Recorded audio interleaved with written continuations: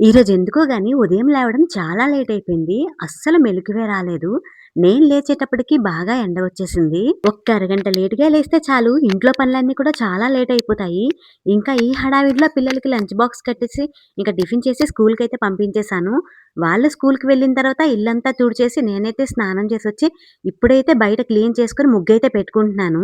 ఈరోజైతే మందారం చెట్టుకి 2 పువ్వులైతే పూసాయండి. గులాబీ చెట్టుకి ఏ పువ్వులు పూయలేదు గానీ, మందారం చెట్టుకి 2 పువ్వులు పూచేసరికి చాలా హ్యాపీ అనిపించింది. మన చేతులతో నాటిన చెట్లకి పువ్వులు పూస్తే ఎంత హ్యాపీగా ఉంటుందో కదా!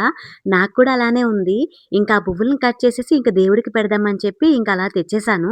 ఇంకా లోపలికొచ్చిన తర్వాత దేవుడి గది మొత్తం కూడా క్లీన్ చేసేసి ఇంకా కట్ చేసుకున్న పువ్వులు దేవుడికైతే పెట్టేసాను. ఇంట్లో కొద్ది పువ్వులుంటే అవి కూడా దేవుడికి పెట్టేసాను. ఈరోజు చాలా తక్కువ పువ్వులయినాయి.